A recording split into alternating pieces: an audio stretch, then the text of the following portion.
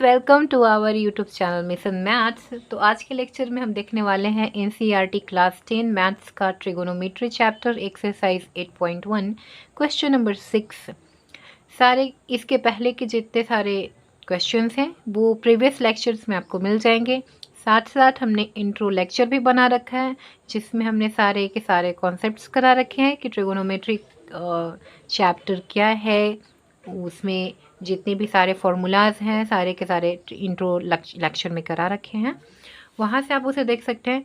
इसके बाद आप नेक्स्ट लेक्चर्स देखना प्रेफर करें। सो आज के लेक्चर में अब हम स्टार्ट करते हैं क्वेश्चन नंबर 6 को सॉल्व करना। हमें बोल रहा है कि angle A and angle B acute angle हैं किसी एक राइट ट्रायंगल में। Angle A and angle B दोनों एक्यूट एंगल हैं और बोल रहा है कि कॉस ए और कॉस बी इक्वल है। दो हमें ये गिवन है कि दोनों एंगल जो है कॉस ए इसका और कॉस बी इसका इक्वल है। इसके बाद हमसे पूछ रहे हैं कि एंगल ए और एंगल बी भी इक्वल हैं, ये प्रूफ करके दिखाइए। So let's start. Draw triangle ABC right angled at C means that is in which angle C equal to 90 degree. हमें क्या करना है, ABC नाम का एक ट्रायंगल हमने ड्रॉ करना है। ये हम लिखेंगे एज अ कंस्ट्रक्शन कि जो राइट एंगल्ड हो C पर, मतलब C पर वो 90 डिग्री बना रहा हो और इसका एक एंगल हो A और दूसरा एंगल हो B। अब इसके बाद लिखेंगे कि गिवन क्या है हमें। सो गिवन है cos A equal to cos B, ये गिवन है हमें।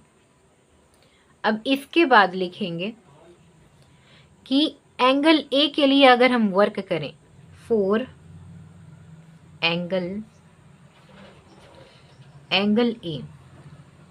A पर फोकस करें तो हमें क्या मिलेगा।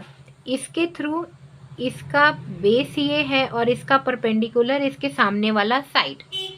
सो हम लिखेंगे एंगल A के लिए base is equal to AC and perpendicular equal to BC। जो भी एंगल होता है उसके सामने वाला साइड उसका परपेंडिकुलर होता है और उससे लगा हुआ साइड जो होता है वो बेस होता है और 90 डिग्री के सामने वाला हाइपोटेनस होता है। सो हाइपोटेनस कौन हो जाएगा, AB हो जाएगा। तो अब हमें पूछ रहा है कि cos A, तब ना हम इसका वैल्यू पुट करेंगे, फिर इसके बाद वैल्यू उसका निकालेंगे, एंगल एंड एंगल भी दिखाएंगे कि इक्वल है या नहीं। सो cos A इक्वल टू क्या होता है फॉर्मूला, इंट्रो लेक्चर में बता रखा है।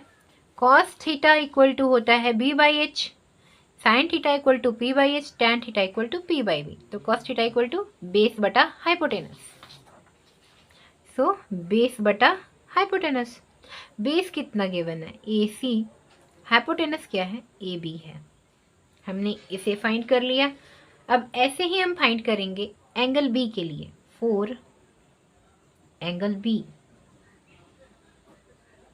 एंगल B के लिए इसके सामने वाला साइड परपेंडिकुलर हो जाएगा, एंगल के सामने वाला साइड परपेंडिकुलर तो हो जाएगा P इक्वल टू AC और एंगल से लगा हुआ साइड बेस होता है।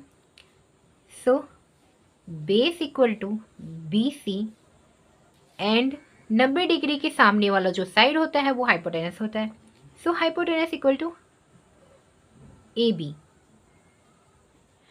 अब हमें फाइंड करना है cos B। जैसे हमने cos A फाइंड किया था वैसे ही cos B। इस एंगल से हमें cos फाइंड करना है। तो अभी बताया था cos का फॉर्मूला होता है बेस बटा हाइपोटेनस। सो यहाँ हम लिख लेंगे बेस अपॉन हाइपोटेनस। बेस इसका क्या गिवन है BC है, हाइपोटेनस क्या है AB है। सो इसका वैल्यू cos A का वैल्यू और cos B का वैल्यू हमने निकाल लिया। अब हम आगे लिखेंगे नाउ हमें क्या गिवन था कि cos A and cos B equal है, तो हमें बस वही काम करना है। cos A equal to cos B लिख लेना है, ये गिवन था हमें और इसकी वैल्यू हमने फाइंड कर ली, उसको यहाँ ऐसा लिख लेंगे। कॉस ए की वैल्यू थी AC upon AB, cos B का वैल्यू था BC अपॉन AB। अब इसको हम सॉल्व करेंगे। सो AB से AB कैंसल आउट हो जाएगा, हमें अब क्या बच गया हमारे पास AC upon AC equals to BC। तो दोनों दो साइड से हैं ये, जैसा हम देख पा रहे हैं AC और BC दो साइड हैं, दोनों साइड हमें यहाँ पता चल गया कि इक्वल है। तो अब हम लिख सकते हैं AC and BC are equal in triangle, sides, equal sides